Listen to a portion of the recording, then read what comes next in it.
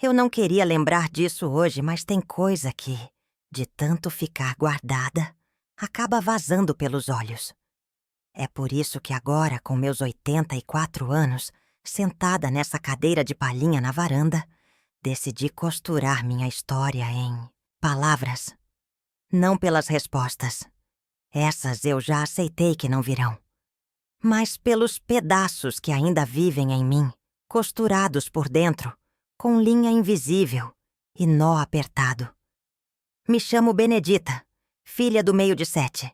Nasci num povoado que nem no mapa aparece direito, entre um morro e outro do interior do Mato Grosso. A gente vivia com pouco, mas comia do que plantava e dormia cedo. O barulho que mais se ouvia era o cantar do galo e o assovio do vento entre as frestas da madeira velha da nossa casa. Eu era menina de mãos calejadas cedo. Enquanto outras sonhavam com festas ou brinquedos, eu ajudava minha mãe a lavar roupa no rio e a cuidar dos irmãos mais novos. Tinha um diário que escondia entre os tijolos soltos, atrás do fogão a lenha. Lá escrevia tudo: os medos, os sonhos e até os silêncios da minha mãe, que pareciam gritar mais do que as palavras do meu pai. Aos 11, comecei a sangrar. Mamãe me olhou com olhos que misturavam tristeza e aviso. Me disse apenas: agora você já é mocinha. Se benza. E foi assim que acabou minha infância. Num pano manchado e num olhar assustado. O padre da vila falava que menina que se dava ao luxo de sonhar se desviava da fé. E eu, que rezava toda noite com as mãos juntas e os olhos apertados, achava que sonhar era pecado. Por isso, quando chegou o homem, eu nem soube recusar. Ninguém me perguntou. Seu nome era Benedito, 52 anos, viúvo 2 vezes. Dono de terras, criador de gado e conhecido por doar carne à paróquia aos domingos. Disse que Deus tinha lhe mostrado em sonho a menina que seria sua nova esposa. E eu era essa menina. Ouvi isso da boca do padre, do meu pai e da minha mãe. Todos concordando como se fosse bênção. Eu só abaixei os olhos e calei. A cerimônia foi pequena. Só família e 2 compadres. Eu vestia um vestido simples, costurado pela tia Rosa, com uma fita azul clara amarrada na cintura. Meu corpo tremia tanto que achei que a fita ia se desfazer. Ele, de chapéu na mão e cheiro de cachaça na roupa, sorriu para mim como quem sorri para uma criação nova. Naquela noite, eu dormi com o rosário entre os dedos. Pedi a Deus que aquilo fosse um sonho, que no dia seguinte eu acordasse com mamãe, me chamando para buscar água no poço. Mas acordei com ele me chamando de mulher. Não chorei, só fiquei quieta. E foi assim que, com 13 anos, ganhei um marido. Mas não ganhei vida. Não ganhei escolha. Só recebi um sobrenome e uma porta que se fechou atrás de mim. Na casa dele, tudo era frio. As paredes não tinham quadros, as janelas não tinham cortinas, e os móveis pareciam estar ali só para ocupar espaço, não para acolher gente. Ele saía cedo, voltava tarde, e quando voltava, trazia junto o peso de um mundo que ele descontava em mim. Palavras duras, olhares de desprezo, e às vezes, os dedos. Mas isso ninguém via. E quem via virava o rosto. Porque no nosso povoado, homem é autoridade. Mulher que reclama é ingrata. E menina que casa tem que aguentar calada. Durante 2 anos, minha vida foi silêncio. Um silêncio tão grosso que dava para sentir na garganta. Até o dia em que conheci Dona Assunta, a italiana que morava depois da Ponte de Pedra. Mas isso é outra parte da história. Naquela época, ninguém cruzava a Ponte de Pedra por acaso. Diziam que ali era morada de coisa velha, de maldição antiga, de mulher que não seguia os costumes. Mas foi justamente ali que encontrei um fiapo de vida. Um refúgio escondido entre hortelã e silêncio. Dona Assunta era uma senhora de cabelo branco como algodão cru e olhar cortante feito faca de cozinha. Vivia sozinha desde que o marido morreu numa cheia do rio. Diziam que ela tinha sangue quente por ser da Sicília e que, diferente das outras, não abaixava a cabeça para padre, nem para político. Eu a vi pela primeira vez quando fui buscar erva cidreira para acalmar as cólicas. Ela estava na varanda, limpando feijões com uma calma que doía de ver. Me olhou como quem reconhece algo que estava perdido. Você é a menina do Benedito, né? Perguntou sem desviar os olhos do feijão. Assenti em silêncio. Se quiser chá, entra. Se não quiser, também entra. Tá calor demais para ficar aí parada. Entrei e nunca mais fui a mesma. Dona Assunta não me fazia perguntas. Me oferecia pão fresco, histórias de infância e um silêncio diferente. O silêncio que acolhe, não o que amordaça. Ela me ensinava aos poucos como costurar sem que a linha repuxasse, como colocar fé no tempero e firmeza na coluna. Comecei a ir até sua casa sempre que podia. Às vezes para buscar erva, às vezes só para respirar outro ar. Foi ela quem me deu um caderno velho de capa dura, onde eu voltei a escrever. Escondido, claro. Mas escrever era meu jeito de existir. E naquele caderno minhas palavras voltaram a ter cor. Enquanto isso, a casa de Benedito ia ficando cada vez mais cinza. Ele desconfiava dos meus silêncios. Achava que eu estava respondendo com o corpo. Começou a controlar os horários, a me seguir com os olhos, a mexer nas minhas coisas, até o dia em que encontrou o caderno.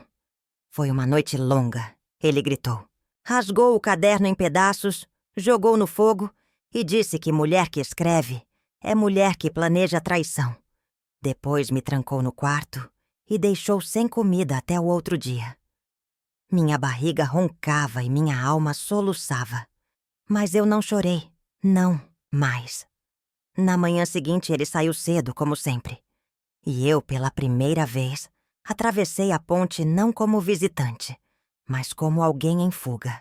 Dona Assunta me recebeu de braços abertos, passou óleo de arruda nas minhas costas e disse: ou você aprende a se defender, ou vai apodrecer por dentro. Foi a primeira vez que alguém me falou que eu podia escolher alguma coisa. Aos 15, comecei a trabalhar escondido com ela, costurando para fora. Consertava roupas de senhoras da vila, fazia bainhas, pregava botões. Era pouco, mas era meu. Com o que ganhava, comprei outro caderno. Escondi melhor dessa vez. Escrevia nas madrugadas, sob a luz fraca de uma lamparina coberta com lenço vermelho. Os anos se arrastavam, o corpo já acostumado com a dor, mas o coração não. Eu não tinha filhos. Toda vez que achava que vinha, sangrava depois de uns dias. No fundo, era um alívio, mas no povoado, isso era motivo de desconfiança. Ele me chamava de manga chupada. Dizia que não prestava nem para dar herdeiro. Ninguém me defendia. E eu já nem esperava. Até o dia em que vi a menina. Tinha olhos tristes e rosto machucado. Carregava uma lata d'água e chorava baixinho. Quando perguntei o nome, respondeu: Rosilene. Era filha de uma prima distante. Tinha só 9 anos e já ajudava na casa do patrão. Vi nela o espelho da menina que eu fui. E foi aí que algo dentro de mim se remexeu. Talvez tenha sido a raiva. Talvez o amor. Mas ali começou a mudança.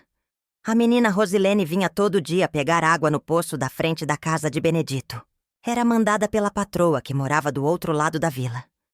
Uma mulher dura que tratava as criadas como se fossem parte do chão. Úteis, mas invisíveis. Rosilene era miúda, de pés rachados e olhar de bicho acuado. Um dia tropeçou na calçada e derramou a lata inteira. O som da água caindo foi alto, mas o grito dela, não. Só se ouviu o medo. Eu a ajudei a se levantar e vi os roxos no braço.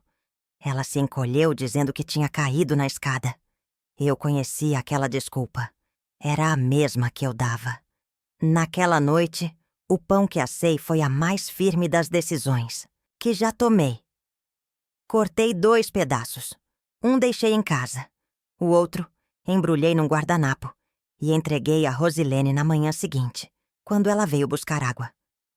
Ela não falou nada, só segurou o pão com as 2 mãos, como se segurasse um segredo precioso. Naquele instante, entre nós nasceu um laço, e com ele, a semente do que viria. Nas semanas seguintes, comecei a chamar Rosilene para dentro, discretamente. Enquanto o Benedito trabalhava nos pastos, ensinava a ela o que Dona Assunta me ensinara: costurar, remendar, medir tecido sem régua, calcular pontos sem errar. A menina aprendia rápido. Costurava como se quisesse escapar pelas linhas.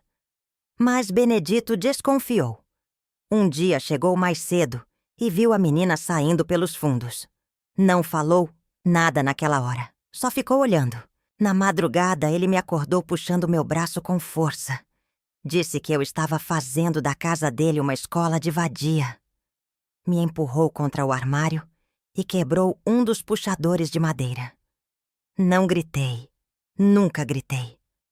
O grito ali só piorava as coisas.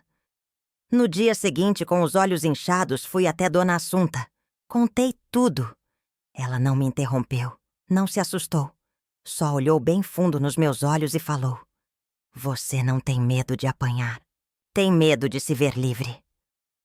Aquelas palavras ficaram batendo dentro de mim como sino na torre da igreja. E doíam, porque eram verdade.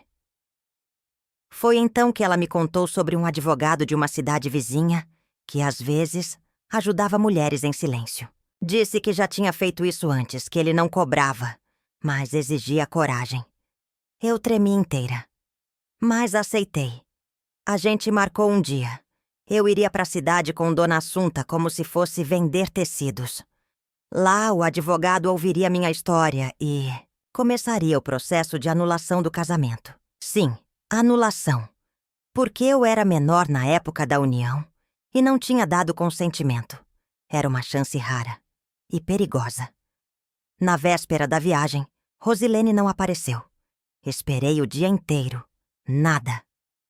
Na manhã seguinte, ouvi a notícia.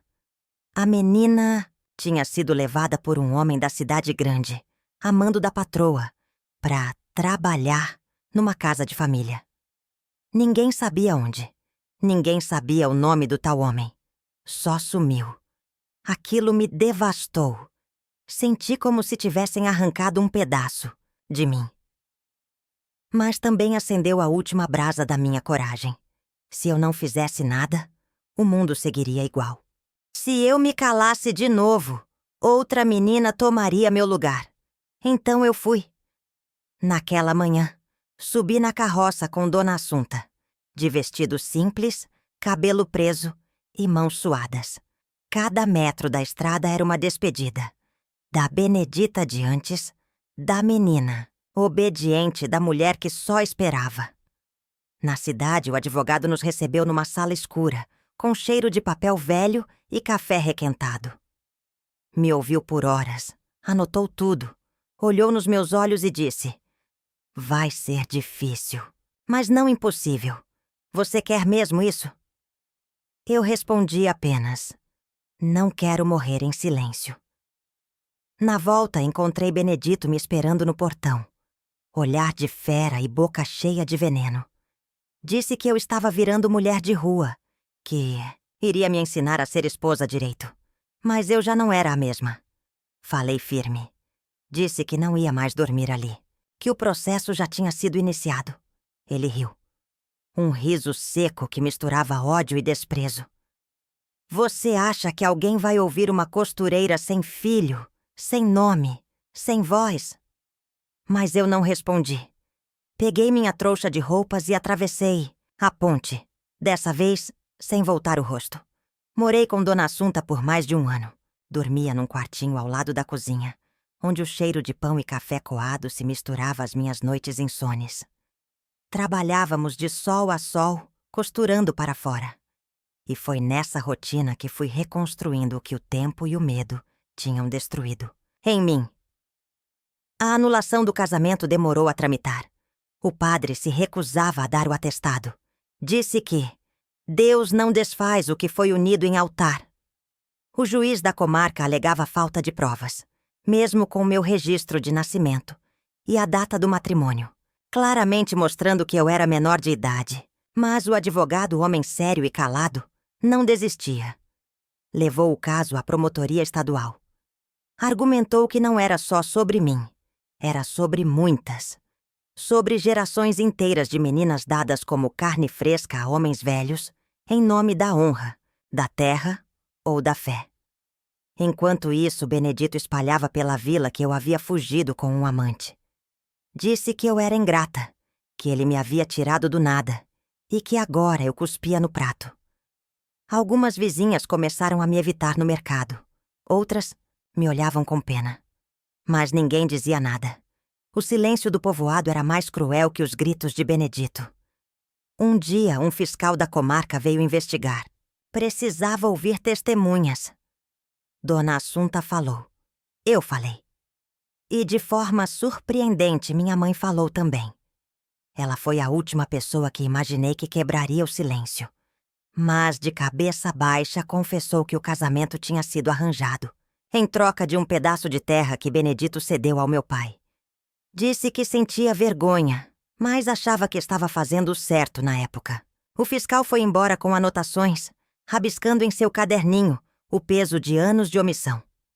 Alguns meses depois, o processo foi deferido. O juiz reconheceu o casamento como inválido por falta de consentimento e por violação de direitos. Eu não sabia o que sentir. Liberdade não vinha com trombeta nem com festa. Vinha com silêncio, com choro contido, com cansaço profundo. No entanto, a notícia correu. Benedito ficou furioso. Berrava no bar da esquina que eu era uma bruxa, uma ingrata, uma vergonha. Um dia, apareceu na porta da casa de Dona Assunta, aos berros. Tentou me puxar pelo braço, mas ela saiu na frente com um facão de cortar cana nas mãos. Mais um passo e você não pisa mais com essas pernas.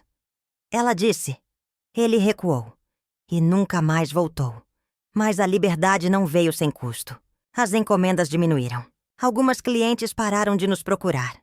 O padre proibiu a entrada de Dona Assunta na missa. As crianças passaram a cochichar meu nome quando passava. Eu, aos 17 anos, era uma mulher divorciada num povoado onde mulher nem podia ser dona do próprio nome. Então eu decidi partir. Vendi tudo o que tinha, pouca coisa, e fui para a cidade grande. Levei só uma trouxa de roupa, meu caderno e a bênção de Dona Assunta. Lá comecei de novo, costurando em pensões, depois em ateliês. Fiz vestidos de noiva, de batizado, de formatura. Aprendi a ler melhor, a escrever com mais firmeza.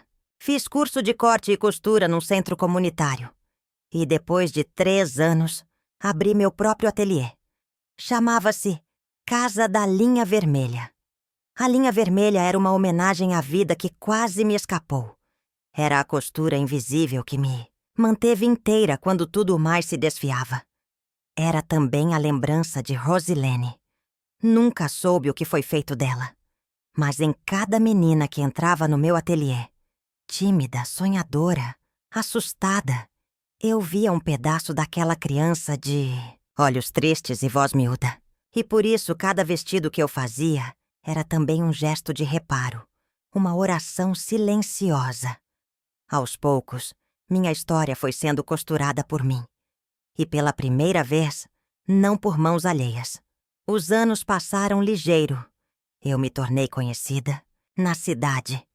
Não pelo que vivi, mas pelo que fiz com o que vivi. A Casa da Linha Vermelha cresceu. Vieram aprendizes, algumas moças vindas do mesmo interior que eu. Moças com os mesmos olhos que eu tive um dia. Olhos que procuram abrigo sem saber dizer em voz alta. Eu dava trabalho, ensinava o corte reto, o ponto escondido, o segredo de fazer caimento de saia como quem doma vento. Mas também escutava. Escutava com o tipo de ouvido que só quem já teve a voz negada consegue ter. Nunca me casei de novo. Nunca precisei. O amor, esse aprendi a viver de outra forma. Em cada cuidado com as meninas que passaram por mim. Em cada cliente que sentava na cadeira de palhinha do ateliê e contava sobre a filha, o casamento, a tristeza. Em cada vestido feito sob medida para alguma mulher que, como eu, só queria se sentir bonita e inteira por um dia. Adotei uma menina. Chegou com 8 anos, deixada na porta do ateliê com um bilhete preso na blusa. Não posso criar. Ela merece mais. O nome era Clara. E foi ela quem clareou de vez a parte escura da minha vida. Clara cresceu entre tecidos e linhas, entre histórias e silêncios acolhidos. Hoje é professora. Mora em outra cidade, tem 2 filhos e ainda me liga todo domingo antes do almoço. Me chama de mãe com a voz mais doce que já ouvi. Há uns anos voltei ao povoado. Queria ver a casa onde tudo começou. Estava abandonada, com o telhado caído e o mato tomando conta do quintal. Mas ao lado, ainda de pé, a ponte de pedra. Atravessei-a devagar. A cada passo, vi a minha sombra se misturar com a da menina que fui. E quando cheguei ao outro lado, me sentei na mesma pedra, onde um dia esperei Dona Assunta me ensinar a respirar de novo. Ela já havia partido. O túmulo dela está no fundo da igrejinha, sem enfeite, só com um nome e uma data. Levei flores, frescas, sentei no chão e, pela primeira vez, contei em voz alta tudo o que ela já sabia, como quem agradece sem cerimônia. Hoje, aos 84 anos, já não costuro tanto. A vista falha, as mãos tremem. Mas escrevo, reescrevo minha história, linha por linha, ponto por ponto. Não para ser lembrada, mas para lembrar as outras que é possível. Que mesmo quando a vida começa, no avesso, ainda dá para virar e fazer do outro lado algo bonito. E se você me perguntar o que ficou, o que restou de tudo isso, eu digo: ficou a mulher que eu me tornei. E isso ninguém me deu. Eu mesma costurei, com o fio que sobrou de... Mem, se você chegou até aqui, é porque meu fio se entrelaçou com o seu. Que minha história te sirva de agulha, te costure coragem e te lembre. Não é porque te deram uma vida pronta que você precisa viver costurada no silêncio. Compartilha esse vídeo com alguém que precise lembrar que ainda é possível virar o tecido. E comenta aqui embaixo: qual parte da minha história te bordou por dentro?